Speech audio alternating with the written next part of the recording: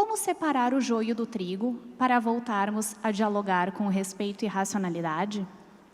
É incrível o número de pessoas que pensam que podem responder a um argumento atribuindo maus motivos àqueles de que discordam. Fica então o questionamento: será que somos capazes de distinguir o que é verdade nos dias atuais?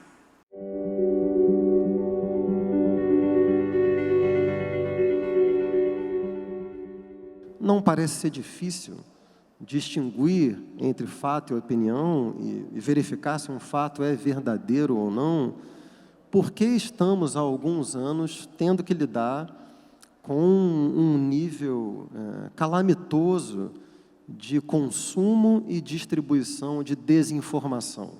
Vamos lá. O que hoje a gente chama de polarização é um fenômeno sistemático na história da humanidade e que remonta a milhares de anos.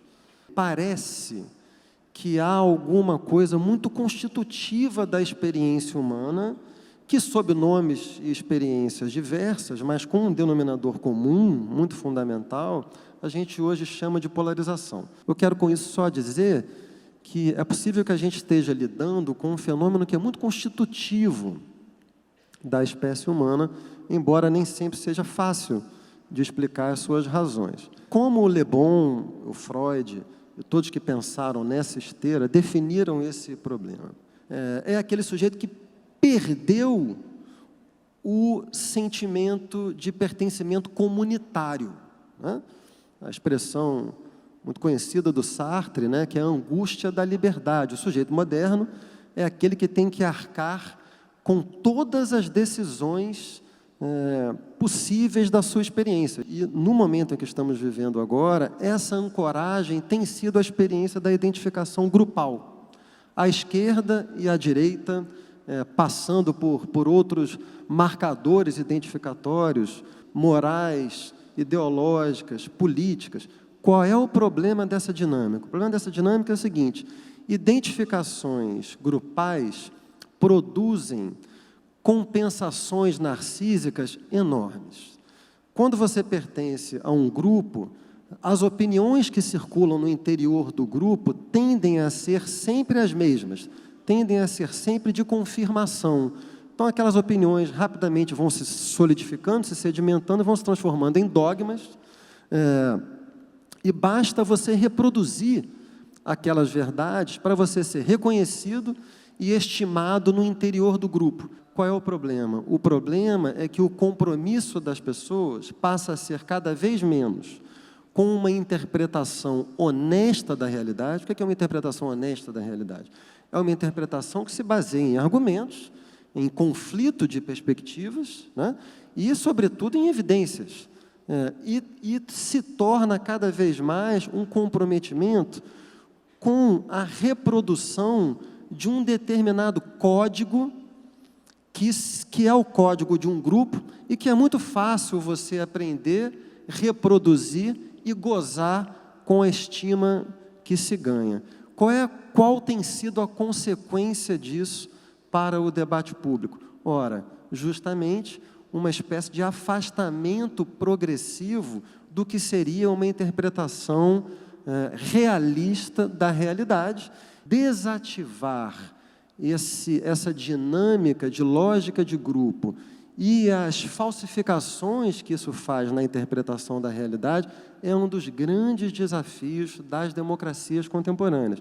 Um livro muito importante sobre isso é O Futuro de uma Ilusão, do Freud, em que o Freud define essa dinâmica que eu acabei de apresentar em uma única palavra, que é ilusão. Ilusão, para o Freud, não é um erro cognitivo. Ilusão é uma interpretação da realidade que corresponde à força de um desejo. Interpretar a realidade tal como a gente deseja que ela seja. Portanto, as pessoas não estão sendo enganadas. Elas estão acreditando em falsificações grotescas da realidade porque querem. Como é que desativa isso? Isso é um enorme problema. O Freud, no encaminhamento final desse texto célebre, ele diz a seguinte frase: o intelecto pode pouco contra as pulsões inconscientes, mas a sua voz não descansa enquanto não for ouvida. Obrigado. I recently wrote a book called Open, the story of human progress, and I try to trace history's golden ages, because we've had golden ages in different civilizations, in different eras, on different continents.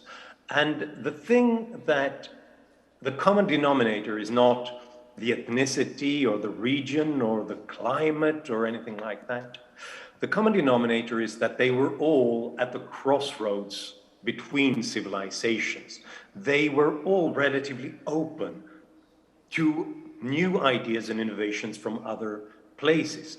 They learned from others, from merchants, from migrants, from missionaries, and from other cultures in other places. You might be the smartest people in the room, and I'm pretty sure that goes for a lot of you, but your room is always very small, and if you want access to more insights, to more innovations, you have to look at other places. You have to be open to what other people look at.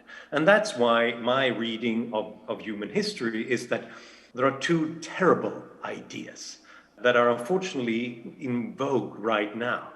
And one comes from the nationalist right, and the other one comes from the woke left. And they both have this idea that you want some sort of purification of the cultural atmosphere, some sort of purification of your culture, and make sure that diverse ideas, those that disagree with you, are being cancelled or are being shut out. They both, in various ways, think that cultural appropriation is something bad, something that destroys your true orthodoxy. And that is terrible, because cultural appropriation is culture. Every form of culture that we treasure has come from the combination of various ideas from diverse places before. As the British Indian author Salman Rushdie puts it, culture is hybridity, impurity, intermingling. All the great transformations that comes of new and unexpected combinations of human beings, cultures, ideas, politics, movies, songs, melange, hodgepodge, a bit of this and a bit of that. That is how newness and all great ideas enters the world. If you're open to the new insights, then you have the conflict of mind with mind. And that is the bright spark that emanates from a collision of different ideas. That's the spark that gave us the Renaissance and the Enlightenment, the Industrial Revolution, and eventually liberal democracy. We all suffer from confirmation bias. Not just Putin, not just dictators. I do too, and so do you. We are mostly looking for data that confirms what we already believe, and therefore we miss all the knowledge that doesn't seem useful to us at first glance, precisely because we are tribal. That's part of our human nature. And we fail to see the weaknesses in our own position. But then we have a powerful ally.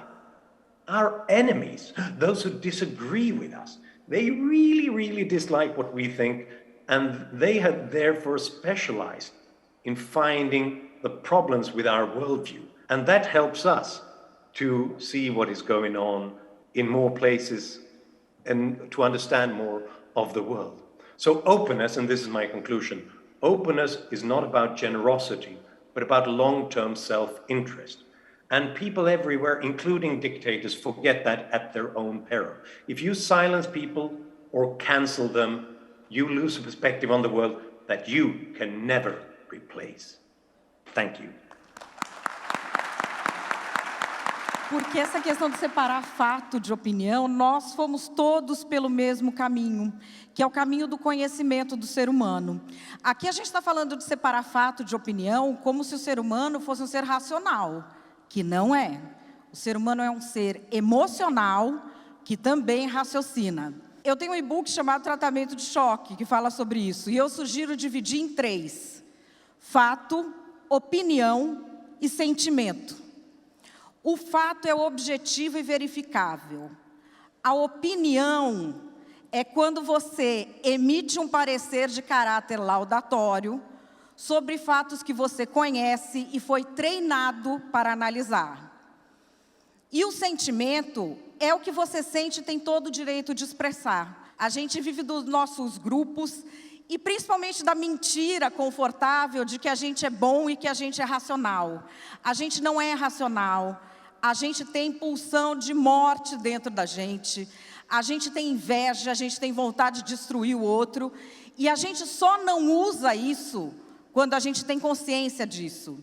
Ninguém quer ser xingado, ninguém quer ficar de mal com os outros. E a gente vai entrar em conformidade com o grupo, com ou sem convencimento. Isso não é mal, isso é da natureza humana. E você só consegue ter raciocínio, discernimento e tomar decisões justas. E dizer coisas duras para se posicionar para as pessoas que você ama, se você sabe que a sua natureza é essa. E que a natureza da pessoa também é. Você não precisa acabar com a pessoa para dar uma opinião divergente. Você pode reconhecer que você está ali se conformando com o seu grupo e a pessoa está se conformando com o dela.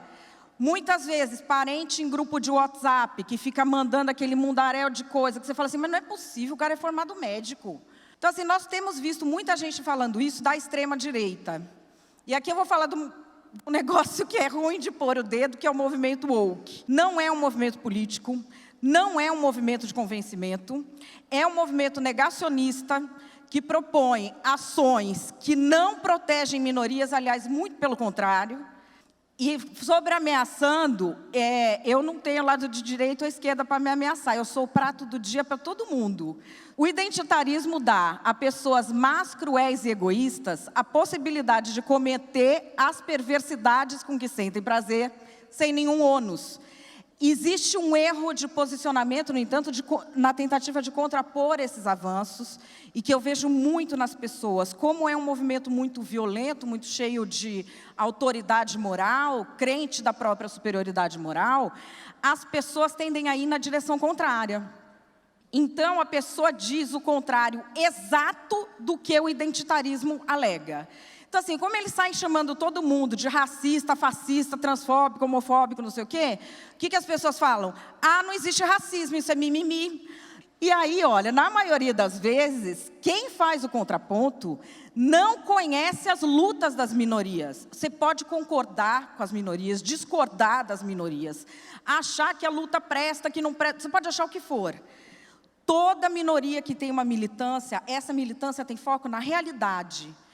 Esse movimento, que é praticamente transformar a militância numa, sei lá, numa Birkin da Hermès, sabe aquela de couro crocodilo que você fica na fila e ninguém consegue nem comprar, que custa 2 apartamentos?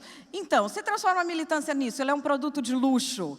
Eu lancei hoje esse book, está à venda no Kindle, Identitarismo, que é a tradução de woke, a militância tabajara.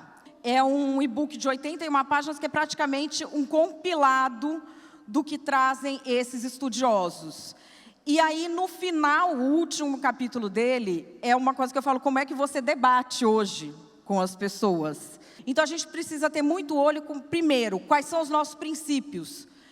Ou uma coisa é certa ou uma coisa é errada. Não tem é certo para o fulano, ou isso é errado, mas o fulano é tão ruim que ele merece. Não tem isso.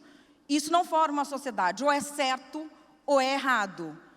E quais são os meus princípios? O meu vai ser diferente do seu, que vai ser diferente do outro, mas a gente tem que saber quais são os nossos. E que podem mudar ao longo da vida também. Mas a gente tem de saber quais são os nossos princípios.